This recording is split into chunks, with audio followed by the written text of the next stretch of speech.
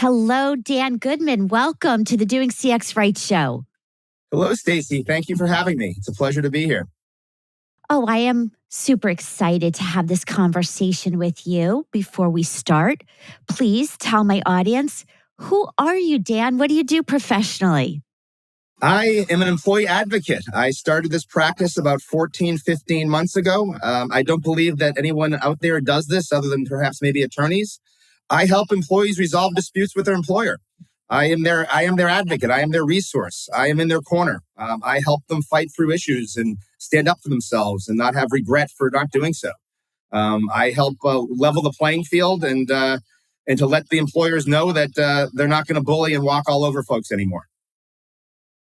I love that, especially right now where there's so many people losing jobs.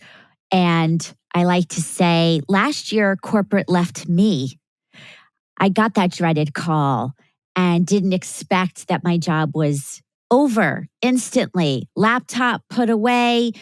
And the way people found out about it was through Slack.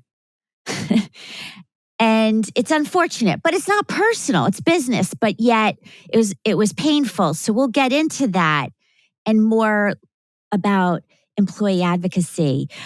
Before we do, please share something about yourself, a fun fact that people might not know.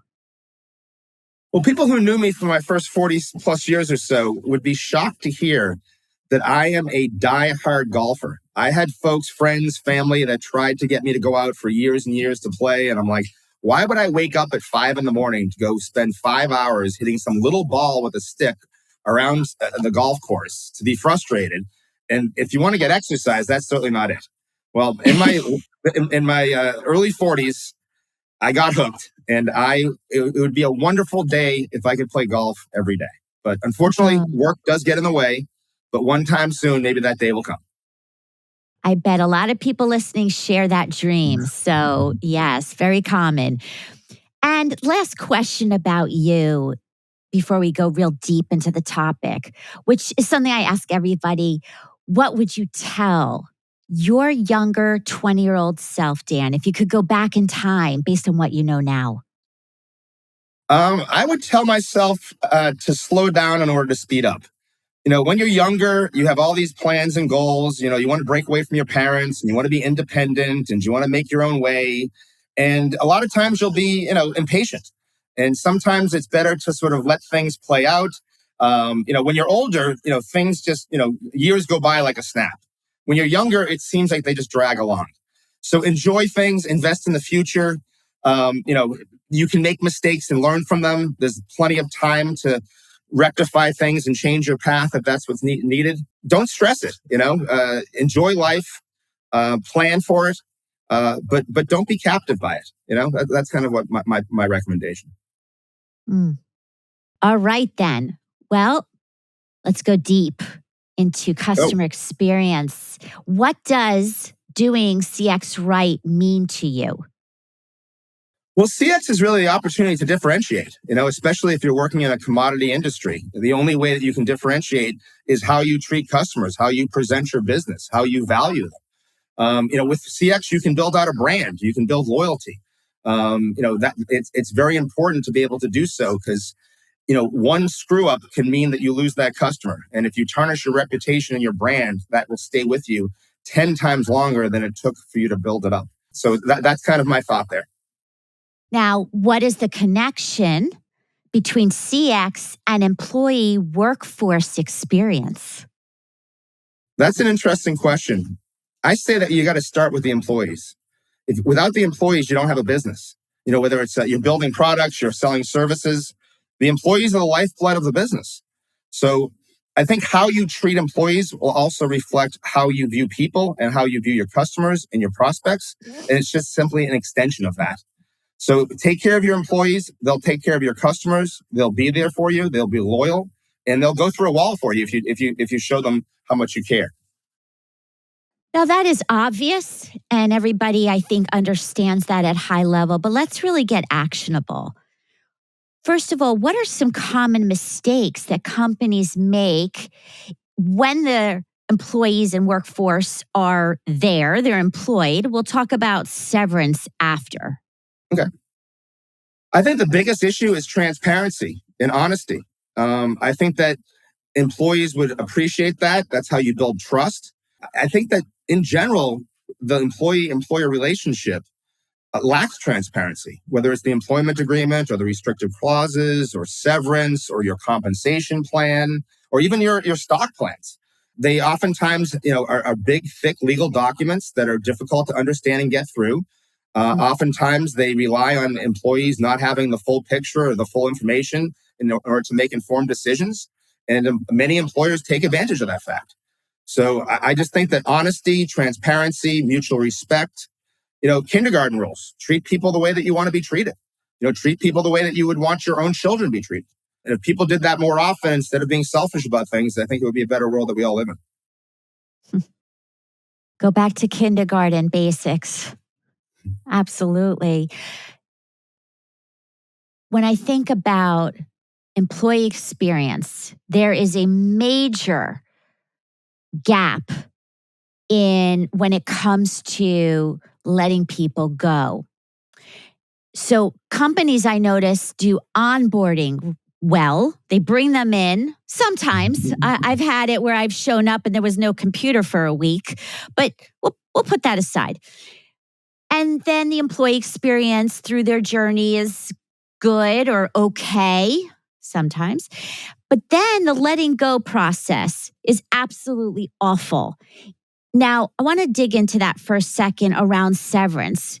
And it's a pain, a personal pain to me, having been the one let go and having been the one to have to let people go.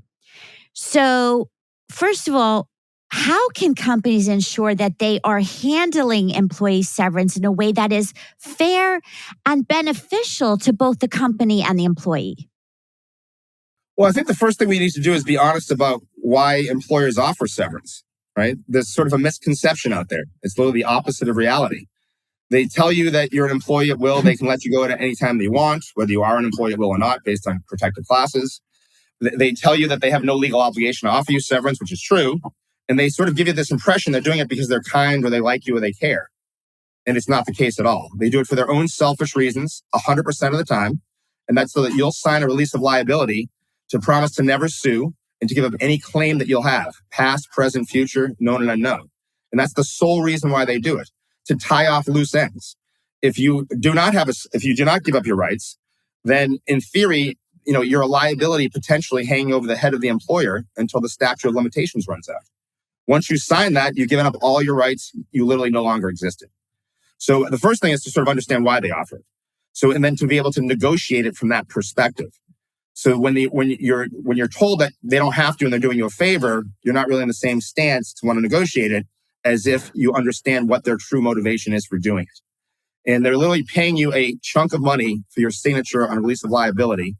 And that, by its nature, should be negotiated. It's a legal binding two-way contract with financial and legal implications. It absolutely should be negotiated. Most people don't know that you can negotiate it.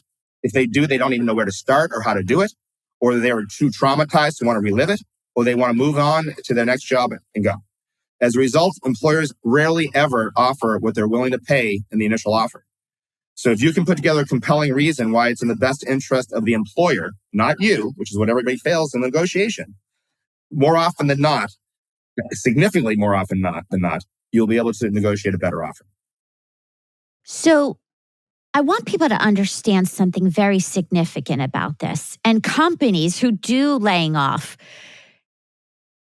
the significance of this is that your employee may be an existing customer. And so when you let them go in a bad way, in an unfriendly, cold way, they not only will likely not buy from you as a consumer, but worse, they're going to tell others. And so that's something where it really shows how the employee experience and the customer experience have to be done well, right from the beginning to the end. What's your view on that? That's a great point. There's this misconception out there that severance buys silence. that if you sign your severance, you're not allowed to speak your truth of what you experienced. The NLRB in February of 2023 passed a ruling that non-disparagement agreements were no longer enforceable or allowed in severance offers. This sets it up so that it creates a scenario where it's in the best interest of the employer to make you an advocate and not an adversary upon departure. Employers need to take care of their employees, respect them, not gaslight them, not ghost them, but be forthcoming, be honest, be respectful, be appreciative of them, and they will love you for it, and they will think highly of you, even if you're letting them go. Instead, they play games and they cause resentment, and people feel compelled to want to share how they were treated. But most people don't know that they can. They're under this misconception that severance buys silence, and it doesn't. Wow, that's a lot of people's eyebrows are going to be raised. Now, again, I'm not advocating any legal advice here. What we're talking about is the experience as humans who work for brands and for brands that care about serving consumers with the products and services they have. And I want people to really understand that if you don't do that right, you lose clients because they put it on social media.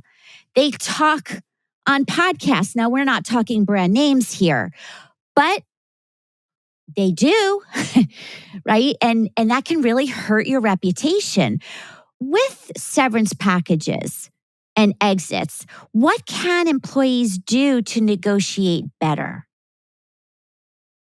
I mean, what I tell folks to do is I tell folks to find leverage based on 3 pillars, whether it's legality, empathy, or the court of public opinion.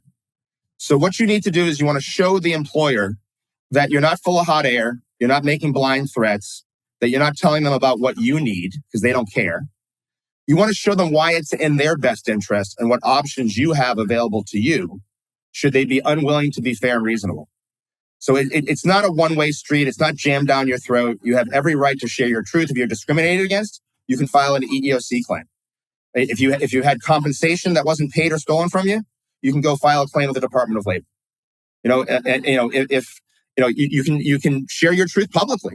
You can go escalate it to the CEO or the board of directors and let them know how leadership is acting that they entrusted their reputation with, because their role is the leadership's actions is a reflection on them and their position in the company or on the board of directors.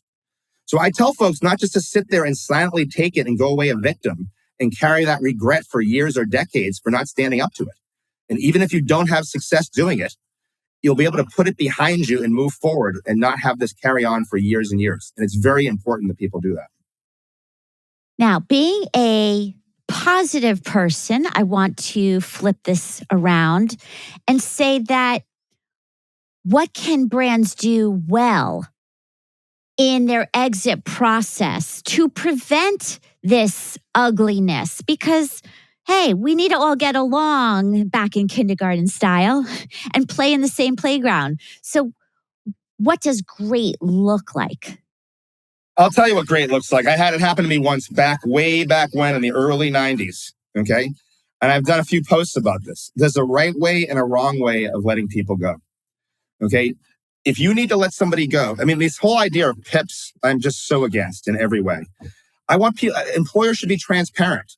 If the manager did the right job from the start and provide the employee with coaching, support, training, encouragement all along the way, and the employee is still not producing, it's time to let them go, not to put them on this PIP or this pre-PIP and then drag this process out for 1 month or 2 months or 3 months, knowing that you're letting them go anyway, but looking to cover your butt for legalities or for protected classes or whatever.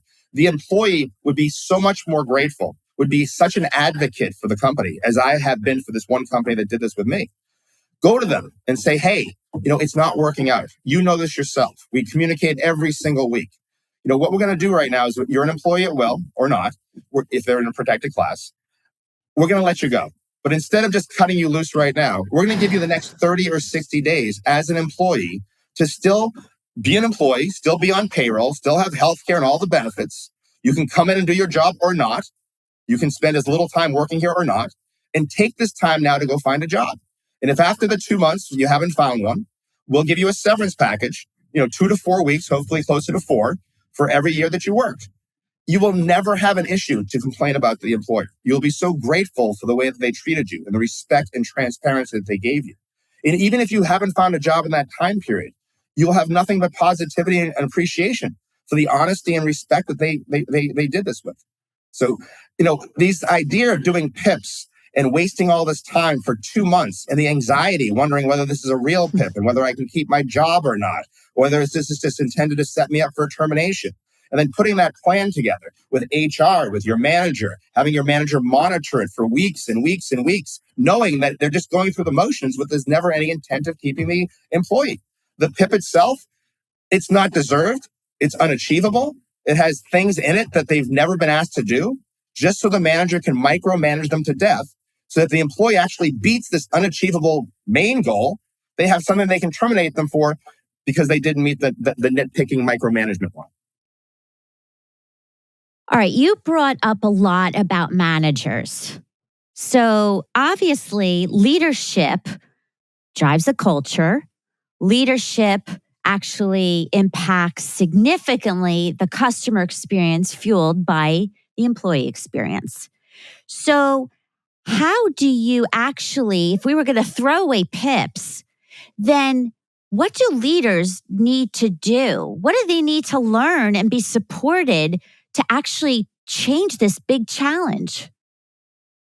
Well, I think that if we actually use PIPs the way they were intended, we could either use them or have them altered slightly. I think the idea of somehow improving performance that you haven't been able to improve for the last 6 months while you're supposedly getting coaching, now you're going to be able to improve it under the threat of a termination, which is now just going to cause more anxiety and angst and lead to less production. So that makes no sense to me at all.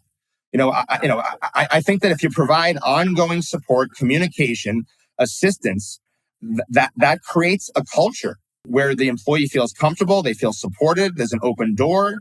They're not going to feel like they're being, looked at in a negative light because they can't do the job or that they need support and assistance. I mean, I've heard all of these stories. It's like the worst management 101 that plays out over and over again.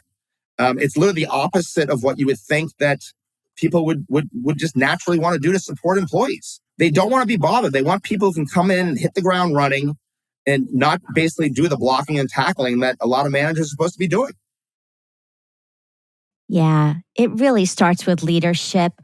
So, Dan, we know that empathy in business, emotional intelligence is important for leadership.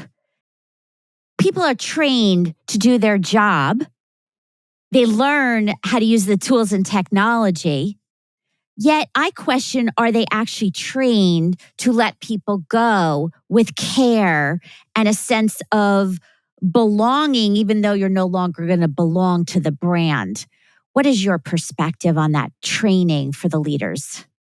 Yeah, I mean, training for empathy on how to let people go. I personally, I've never heard of it. I've never heard from anyone I've ever spoken to, whether they're a manager, whether they're an HR, that they provide formal training to leaders on how to show empathy, how to let people go, how to communicate. I mean, in fact, the opposite often happens, is that there's a lack of transparency.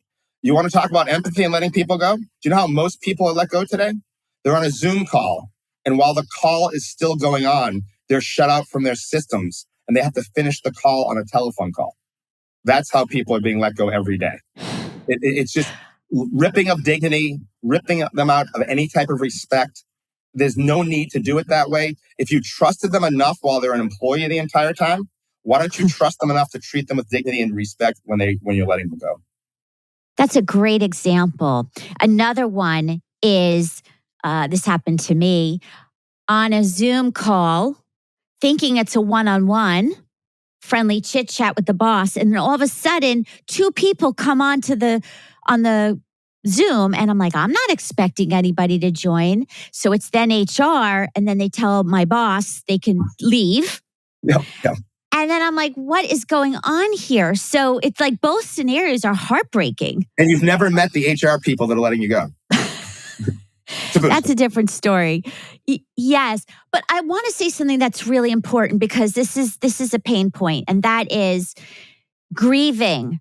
I want people to realize that after that happens, you will be grieving. And I thought grieving, like nobody died.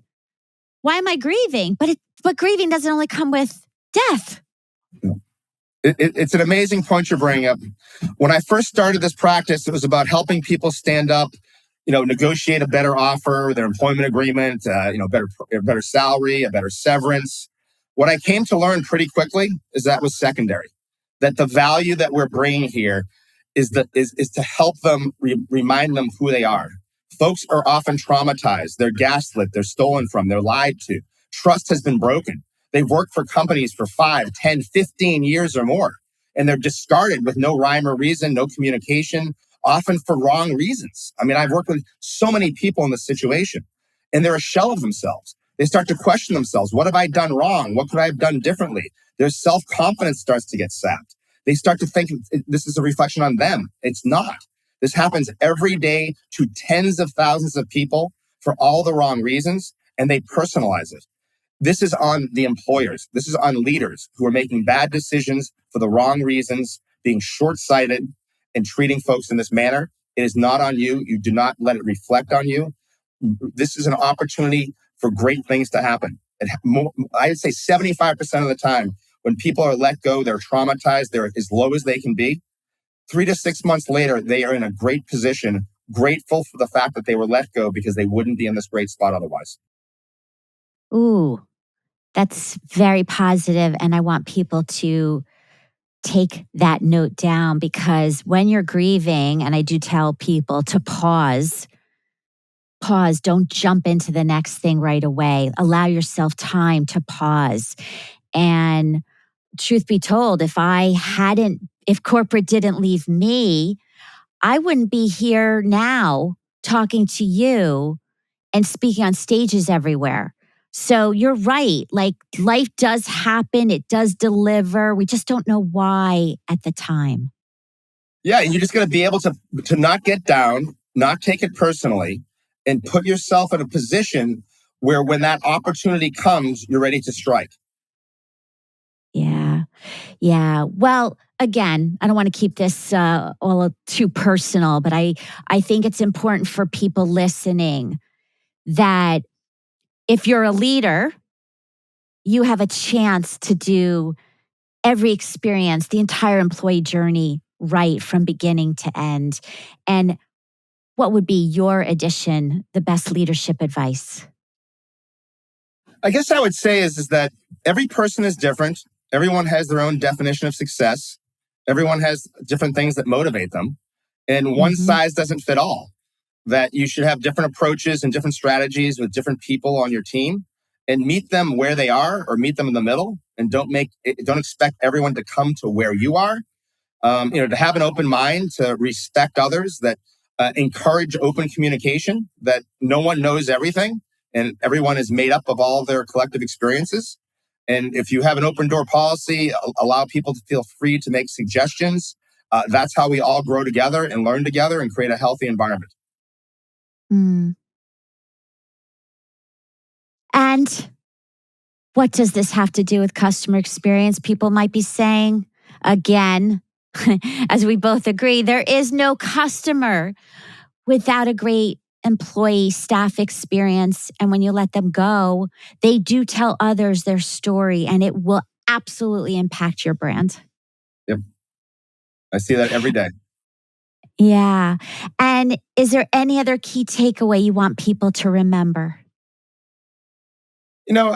My biggest mission at this point really is that I'm trying to get people to look at life through a different lens. That it feels like society has brainwashed folks to blindly trust leaders throughout society, whether it's religious figures, whether it's doctors, whether it's lawyers, whether it's your employer. And frankly, this is what leads to people to get screwed over, frankly. Don't have blind trust, question things. There's good and bad in every walk of life. Don't have regret. Don't look back later on and say, geez, I wish my younger self stood up to that or questioned that or didn't allow me to be walked all over. That's the biggest thing is that I'm trying to get people to change their lens, to be able to feel empowered, to not feel victimized, to not feel like someone else has greater power or control over them. We're all people. We put our pants on one leg at a time. We deserve to be respected just like we are expected to provide respect. We need to even the playing field. And by not standing up to wrongdoing only enables the wrongdoing to keep happening. So what happened to fairy tales? I never believed in them. I want to trust the world and people and goodness, but it's just like you're saying, keep our eyes open and question things. Yeah, I mean, there's goodness everywhere. I mean, I'm not meaning to give this negative message here. I'm just saying is that prepare for the worst and be pleasantly surprised when things work out well. Don't allow yourself to be taken advantage of and have regret for being putting yourself in that position. I mean, as long as you're looking at it through that lens, both good and bad, rather than solely the good, then you'll be okay. It needs to be balanced, just like with everything in life. Yeah. And by the way, Daniel Pink, who was on my show, he wrote a book about the power of regret and how you have to look backwards to move forward. And so if people want to learn more about the power of regret, check out that episode with Daniel Pink. Well, thank you, Dan, so much for being here. I really appreciate your wisdom. And how can people get a hold of you if they have questions? Yeah, I mean, I launched a website in the last couple of months, www.dangoodmanea.com. I'm on LinkedIn. I'm posting 2 times every day about employment issues. I post at 8:30 in the morning and 7 p.m. every night, 7 days a week. You can reach out directly to me as well. Email dan@dangoodmanea.com.